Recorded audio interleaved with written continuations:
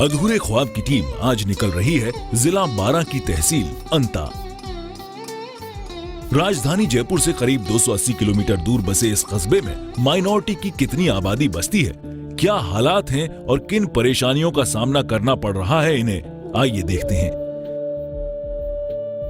अंता में तालीम के हालात तेजी से बदले हैं। अब यहाँ का मुस्लिम तबका बच्चों की तालीम पर भी जोर देने लगा है। सुम्मा कल्ला सौफा तालमून कल्ला लौ तालमूना।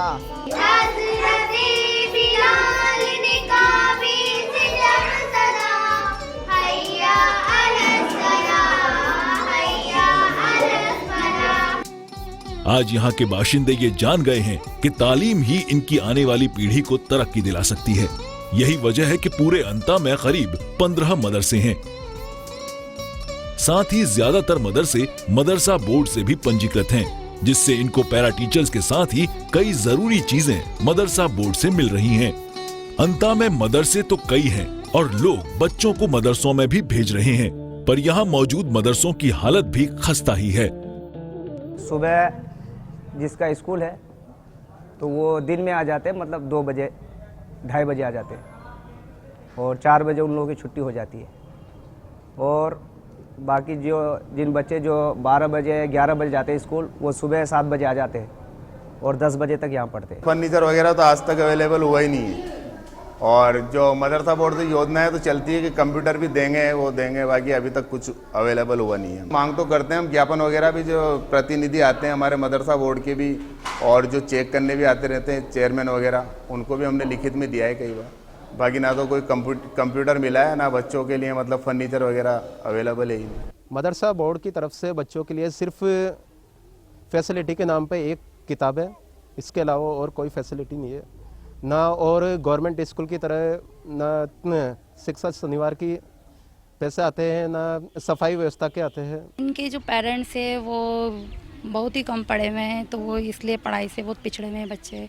अब फिर भी थोड़े जागरूक हुए हैं तो बच्चे आ जाते हैं यहाँ पर, लेकिन इनको जो फैसिलिटी इनको मिलनी चाहिए वो फैसिलिटी अवेलेबल नहीं है। बच्चों का जो है आगे चल के विकास हो और अच्छी तालीम पाकर के कामयाबी हासिल करें, अपनी ज़िंदगी संवारें। गवर्नमेंट की तरफ से चाहते हैं कि यहाँ पर पैरा टीचर्स की नियुक्ति होना चाहिए और कंप्यूटर वगैरह के जो कोर्स हैं जो और स्कूलों में चल रहे हैं, उसी तरीके से यहाँ पर भी उसी तरीके की तालीम हो ताकि बच्चों का भविष्य उज्जवल हो। कुछ मदरसों में बच्चे नहीं हैं, जहाँ बच्चे हैं वहाँ जगह की परेशानी है। यही वजह है कि यहाँ के ज्यादातर मदरसे मस्जिदों में ही चल रहे हैं। मदरसा बोर्ड और सरकार का जरा भी ध्यान नहीं है इस ओर। लोगों की मांग है कि सरकार इनको मदरसे के लिए कोई जमीन मुहैया कराए। मदरसा मस्जिद में चलने से ठीक प्रकार से संचालित नहीं हो पाते हैं, क्योंकि मदरसे में क्या है कि नमाज वगैरह होती है तो उससे हमें दिक्कत आती है, बच्चों को मतलब बहुत परेशानी महसूस होती है। इसलिए अगर सबसे बढ़िया यही है कि अगर इसके लिए अगर अलग से व्यवस्था हो जाए तो बहुत शानदार मदरसे सभी चलेंगे। मस्जिद में ही चल रहे हैं तो बैठने की ज़्यादा प्रॉब्लम है इनकी, बारिश में भी दिक्कत आती है इनको। अभी सर्दी में बहुत दिक्कत आती है, नीचे गलता है, ऊपर भी जैसे हवा वगैरह पानी आ जाता है तो इनको बैठने की बहुत समस्या होती है। गर्मी में इनको बाहर या ऊपर नहीं बिठा सकते धूप की वजह से। समाज भी अगर इनको हेल्प करे, गवर्नमेंट भी करे तो बच्चे, वैसे बच्चे इंटेलिजेंट भी है, कुछ पढ़ते भी हैं, लेकिन माँ बाप इन पे ज़्यादा ध्यान नहीं दे पाते। स्कूल वाले कितना इनको कर लेंगे, थोड़ा पेरेंट्स को भी होना चाहिए। इसमें मस्जिद भी है और इसमें मदरसे भी चलाते हैं, क्योंकि यहाँ अलग से कोई मदरसे के लिए कोई जगह नहीं है। इस वजह से हम अभी बिल वक्त जो फिल वक्त है अभी हम मदरसे ही में, मस्जिद में ही पढ़ाते हैं। तो बच्चों को भी डिस्टर्ब है और क्या कि अगर मदरसे में हो तो नमाज के लिए परेशानी तो होती है, बच्चों को छुट्टी कर देना पड़ता है, उसके बाद फिर दोबारा उनको बुलाना पड़ता है। तो बहुत सारे आते हैं, बहुत नहीं भी आते हैं। यहाँ पे दिक्कत होती है ना, क्योंकि एक लेडीज़ हूँ मैं यहाँ पे, तो मस्जिद में जाना कभी कभी प्रॉब्लम्स आती है, तो फिर दिक्कत आती है अंदर जाने में, तो कभी कभी बाहर ही बैठना पड़ता है। और फिर मस्जिद वगैरह है तो मौलवी वगैरह पढ़ाते हैं तो फिर बाहर ही रहना पड़ता है। हर चीज़ की प्रॉब्लम आती है मस्जिद के अंदर चलता है तो मदरसा। प्रॉब्लम तो देखो कभी कभी तो होती है, कभी नहीं होती। अभी जैसे फर्स्ट टाइम आते हैं, सारे बच्चे आ जाते हैं, मौलवी साहब बैठते हैं, वो सबक सुनते हैं, फिर वो उनका काम खत्म हो जाता है, फिर हम संभालते हैं बच्चों को। फिर कौन से स्टैंडर्ड में कौन सा बच्चा है फिर उस हिसाब से पढ़ाते हैं बच्चों को। छोटे बच्चों को होमवर्क भी देते हैं, पढ़ाते भी हैं। कोई परेशानी होती है उनको वो भी सुनते हैं। जैसे थोड़े बच्चों को इधर बिठा लेते हैं, थोड़े को उधर बिठा लेते हैं, थोड़े को उधर ले लेते हैं। फिर जैसे हमारे हेड साहब बच्चों को, बड़े बच्चों को अंदर ले लेते हैं तो वो उनके हिसाब से पढ़ाते हैं। जैसे सभी का अलग अलग है, सब्जेक्ट वाइज पढ़ाते हैं। अलग से मदरसा हो, अलग से बिल्डिंग हो, वहाँ पे सारी सुविधा हो तो बच्चों को अलग से रखें हम। यहाँ पे कभी बाय चांस ऐसा वक्त आ जाता है कि कोई पब्लिक आ रही है, मतलब हर कोई इंसान आ सकता है, तो वो अलग सेफ्टी होनी चाहिए ना कि मदरसा का बिल्डिंग अलग है तो हमारा मदरसा अलग से सेफ्टी से चले तो बच्चों को भी कंट्रोल कर सकते हैं हम। जो हकीम साहब की मस्जिद के नाम से जाना जा रहा है, ये करीब करीब 90 साल से भी ज़्यादा पुराना मदरसा है और अंते का सबसे पुराना मदरसा है जहाँ पर दीनी तालीम होती आई है। और आज तक यहाँ पर कोई पैरा टीचर्स की कोई नियुक्ति नहीं हुई है। बच्चों की तादाद लगभग 120 के करीब है और इसकी मांग भी जब मौलाना फजल हक थे उस ज़माने में इसकी मांग भी की गई थी कि यहाँ पर पैरा टीचर्स की नियुक्ति की जाए। यहाँ के जो पेरेंट्स हैं वो भी बच्चों को, अपने बच्चों को पढ़ाना चाहते हैं, लेकिन पढ़ाए तो कैसे पढ़ाए। यहाँ के मदरसों से जो यहाँ के बच्चों को कोई किताबें नहीं मिली है। पैरा टीचर्स भी हैं तो कई पैरा टीचर्स ऐसे हैं जो कि कभी आते हैं और कभी नहीं आते हैं। एकदम मनमाने तरीके से काम कर रहे हैं क्योंकि उनकी सैलरी बहुत कम है। समाज द्वारा कई ऐसे मदरसे हैं जो चलाए जा रहे हैं, पर आर्थिक हालात ठीक न होने से इनकी हालत भी ज्यादा बेहतर नहीं है।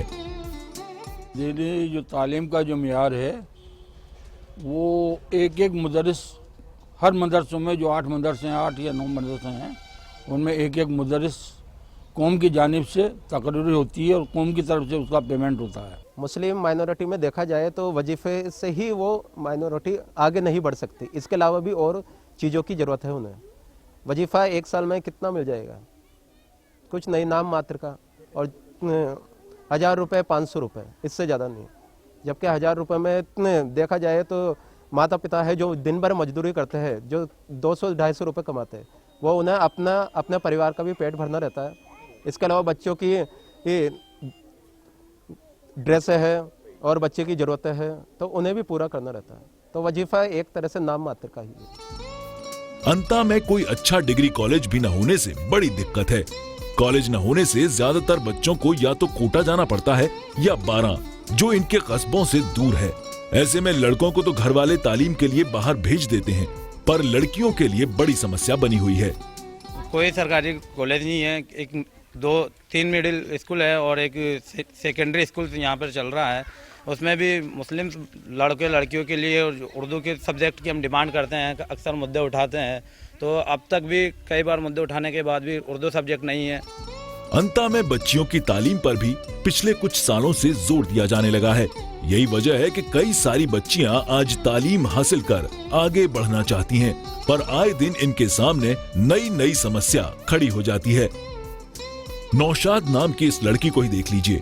12वीं में पढ़ने वाली नौशाद पढ़ लिख कर कुछ बनना चाहती है, पर आर्थिक स्थिति ठीक न होने की वजह से ये मायूस है।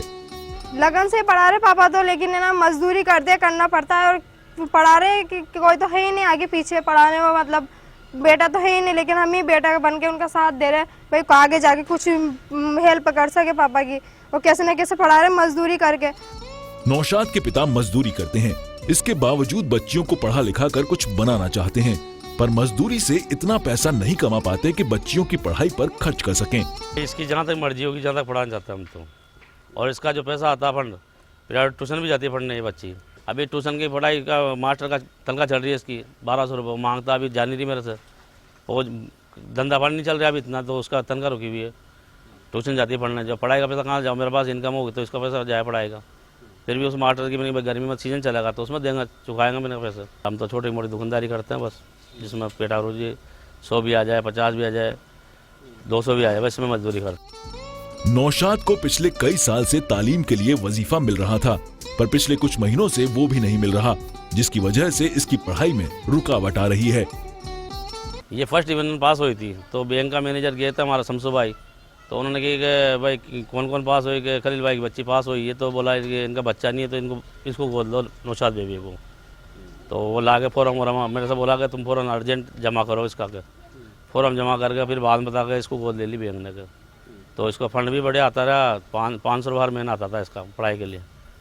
5-7 साल तक आया, उसके बाद फिर बंद हो गया। 1.5 या 2 साल पहले से उसका जो है जो SBBJ बैंक से उसको मतलब गोद लिया गया था, लेकिन 2 साल से उसके जो उसको मदद देनी चाहिए थी वो रोक के रखी है। अब ये बात तो वहाँ के SBBJ के मैनेजर जाने कि वो क्यों रोक रखी है।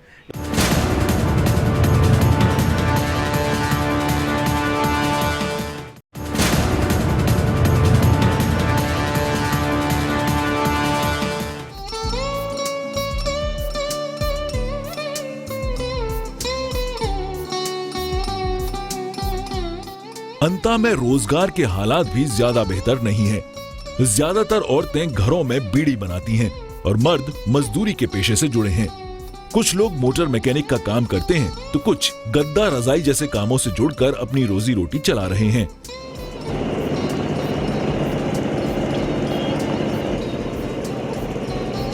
इसमें पढ़ते 1000-1200 महीना पढ़ते हमारे कुछ भी नहीं पढ़ रहा, अंगूठा टेप हूँ तो पढ़ाई करते थे तो करते ना, पढ़े पैसा नहीं हमारे गरीब आदमी तो कहाँ से पढ़ेंगे। खर्चो पानी चल जाता है और कुछ भी नहीं होता है, फिर मेहनत मजदूरी चल जाते हैं, फिर गेहूँ काटने गेहूँ बीनने ऐसे चल जाते हैं, सोयाबीन और नींदने। मुस्लिम से आदमी हैं वो अधिकतर बेरोजगार हैं, वो मजबूरन हैं, पढ़े लिखे होते हुए भी कोई ठेला चला रहा है, कोई पत्थर उठा रहा है, मजदूरी करना मजबूरी है।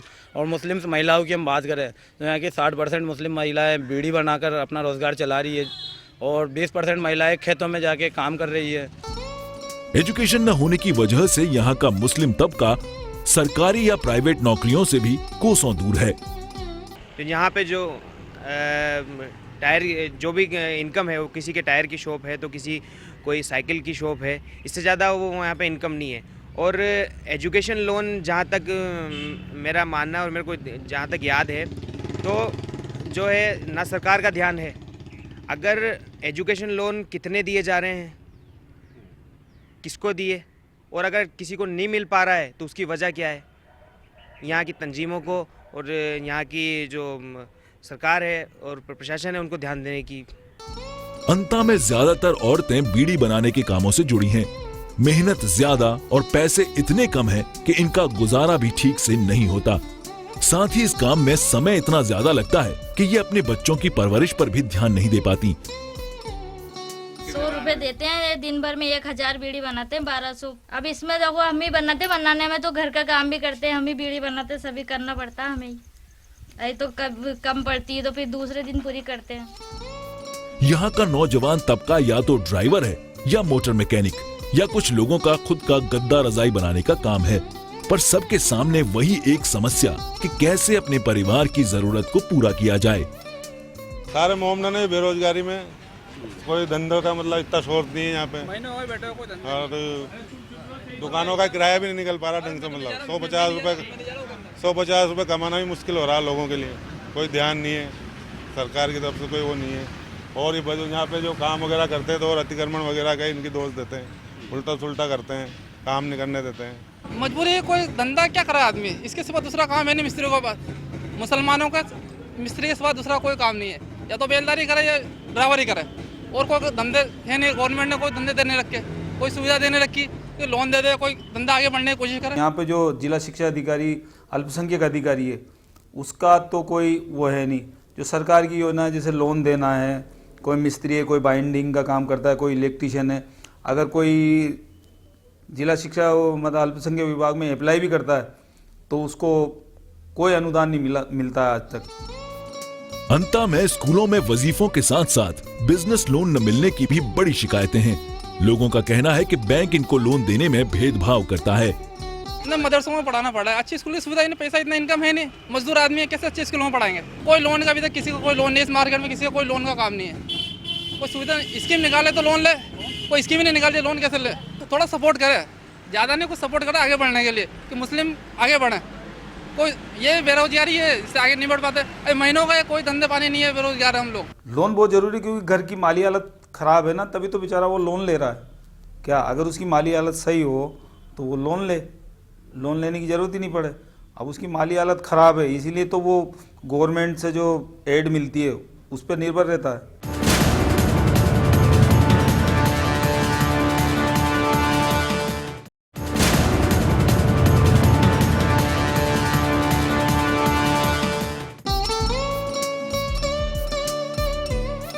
अंता में जमीनी हालात भी ज्यादा बेहतर नहीं है। हर तरफ गंदगी का आलम और टूटी पड़ी सड़कों से लोगों को खासा परेशानियां झेलनी पड़ रही हैं।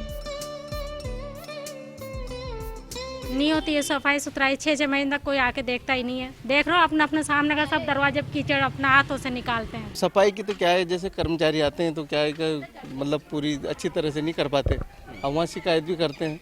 सरकारी पाइपलाइन नहीं है, सुविधाएं नहीं होती है, लाइट एक बार ख़राब हो जाए तो दोबारा सही करवाने वाला कोई नहीं है, कोई ध्यान देने वाला नहीं है। कई बार हम समस्या लेके वहाँ जाते हैं तो ये कह के कि ठीक है हो जाएगी, ये कह के इतिश्री कर ली जाती है, लेकिन कोई समस्या पे ध्यान देने वाला नहीं है। अंता में नगर पालिका की तरफ से कूड़ा पात्र तो रखा गया है, पर उठाने की जिम्मेदारी किसकी है ये शायद नगर पालिका नहीं जानता।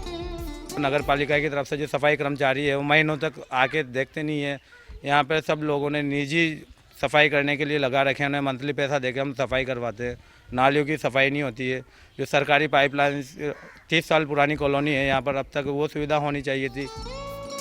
अंता में मुस्लिम बस्ती के बीच से निकल रहे नाले से भी लोगों को काफी परेशानी का सामना करना पड़ रहा है। बरसात में आई जबरदस्त बाढ़ में यहाँ कई मकान गिर गए थे, जिससे लोगों को काफी नुकसान पहुँचा था। सरकार की तरफ से इन लोगों को घर बनाने के लिए मुआवजे की बात की गई थी, पर कुछ ही लोगों को इसकी रकम मिल पाई, वो भी आधी अधूरी। बाढ़ आई थी है ना, तो उसमें हम इसी में थे, तो वो तो अच्छा जो हम जल्दी से निकल के बाहर आंगन में आके खड़े हो गए, नहीं तो हम इसी में दब जाते। सामान सट्टा हमारा सब इसी में दब गया, बह गया, हमने कुछ भी नहीं निकाला। गवर्नमेंट ने क्या दिया, 15,000 रुपए दिया था, ये डसा था जिसका। अब हमें तो ये मकान चाहे के बच्चे में हमारे बाबा और हो रहे, हमें मकान बना के देवे, ये चाहे हम तो बस। अब मेरे से यूँ कहे कि मकान पे तुम लगाओ पैसा, तो साहब मेरे पास तो पैसा नहीं। वो दे देते अभी 27,000 की किस्त और मुझे, तो मैं थोड़ा और बना देती, फिर बाद में दे देते तो मैं बाद में बना देती। बाढ़ से बहुत नुकसान हुआ है, यहाँ किसी ने मतलब सुविधा नहीं दी हमें, और है ना मकान पूरा बैठक ले गए थे, अंदर पानी था, मतलब एक घुटना पानी था अंदर कमरों में, और न खाने की सुविधा थी न पीने की सुविधा थी, और उसके अलावा मतलब यहाँ बहुत परेशानी उठानी पड़ी हमें, हर तरह से परेशानी का सामना करना पड़ा। अपने बंजारी नाला पड़ता है एक नहर के पास में, तो वो आगे इकट्ठा हो जाता है। वहाँ से आने के बाद में जो पूरे खेतों का पानी सिमटता है इस नाले में, खाड़ी के अंदर आ जाता है। तो इस सिमटने के बाद में ये आगे निकल नहीं पाता, वो पूरा फैलता हुआ पानी रोडों पे आता है और मकानों में अंदर आ जाता है। ये साल में जब बाढ़ आई थी तो 5-5 फीट मकानों के अंदर पानी हो गया था। तो आज ये खाड़ी अगर इसको चौड़ी कर देते हैं और गहराई हो जाती है तो ये बाढ़ से बच सकते हैं। और बाकी एक जो नहर में डाइवर्ट चैनल लगा के अगर पानी डाइवर्ट उसमें कर देते हैं तो उससे हमें बहुत राहत मिलेगी। पूर्व में भी इस बात को हमने जिला प्रशासन समेत कई लोगों को इस संबंध में अवगत कराया था, लेकिन पीडब्ल्यूडी द्वारा कुछ समय के लिए उसका कार्य प्रारंभ किया गया, लेकिन करने के बाद उसको आधे अधूरे में ही छोड़ दिया गया, जिसके परिणाम स्वरूप आने वाले बारिश में वो नगरवासियों पे और बड़ी आपदा आने के संकट पैदा हुए हैं। क्योंकि एक जगह एकत्रित पानी होगा तो संभव सी बात है कि नगर में वापस बाढ़ के हालत बनेंगे, इसमें कोई दो राय नहीं है। और इस पे जिला प्रशासन समेत पीडब्ल्यूडी विभाग और सरकार को ध्यान देने की ज़रूरत है, वरना इसके परिणाम अंता नगरवासियों को बहुत ज़्यादा देखने पड़ेंगे। अंता में कई लोगों के पास राशन कार्ड, बीपीएल कार्ड जैसी कई मूलभूत सुविधाएं भी मौजूद नहीं हैं, और जिनके पास हैं उनको भी समय से राशन न मिलने की शिकायत है। यहाँ आज के 10 साल पहले जो राशन बने हुए थे उन्हीं राशनों को चलाया जा रहा है, इससे पहले कोई नया राशन यहाँ पे बने नहीं। राशन वालों को कह देते हैं कि तेल नहीं है, तेल खत्म हो गया 3 दिन देने के बाद, है ना। जिसके बाद कोई आता है ब्लैक मार, उसकी पीपी भर के निकाल देता है ड्रिमी इंजन के तेल के लिए। हम कहते हैं ये ड्रिमी कहाँ जा रही है, 3 रोज 4 रोज दुकान खोल कर बंद कर देता है। हम गरीबों को कौन देगा, हमारे कहाँ पूछे, हमारे रहने के मकान ही नहीं है यहाँ पे। अंता में वक्फ के हालात भी कुछ ठीक नहीं है। ज्यादातर वक्फ संपत्तियों पर नाजायज कब्जे हो रहे हैं, जिनको लेकर लोगों को प्रशासन से काफी नाराजगी है।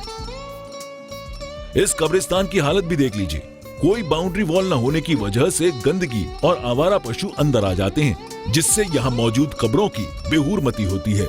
लोगों का कहना है कि प्रशासन और वक्फ बोर्ड इस ओर ध्यान दें।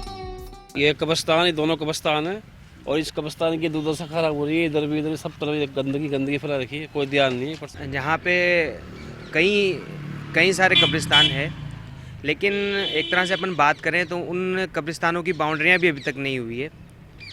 यहाँ के मुस्लिम समुदाय ने और लोगों ने गवर्नमेंट तक इस तरह की बातें पहुँचाई है कि इसकी जल्द से जल्द बाउंड्री कराई जाए, लेकिन गवर्नमेंट के जूँ तक नहीं रंगी हुई है। यहाँ पे वक्फ बोर्ड में भी लोगों ने और यहाँ के जो मुस्लिम समुदाय हैं उसमें बात पहुँचाई, लेकिन वक्फ बोर्ड में भी पहुँचाने के बावजूद भी कुछ नहीं हुआ, क्योंकि यहाँ पर अभी वक्फ बोर्ड की तंजीम ही नहीं बनी हुई है। तो करे तो क्या करे और लोग जाए तो कहाँ जाए। तो ये थी बारां जिले की तहसील अंता, जहां से बड़े बड़े दिग्गज चुनाव जीत विधानसभा और लोकसभा पहुंचे हैं, पर किसी का भी ध्यान इस कस्बे और यहां पर रह रहे मुस्लिम माइनॉरिटी पर नहीं पड़ा। प्रभुलाल सैनी यहां से विधायक और मंत्री हैं, पर इतनी बड़ी पोस्ट पर होने के बावजूद शायद इस ओर कोई ध्यान नहीं है। उम्मीद है आने वाले दिनों में प्रशासन और सरकार तक इन लोगों की गुहार पहुंचे और इनके हालात भी बेहतर हो सकें।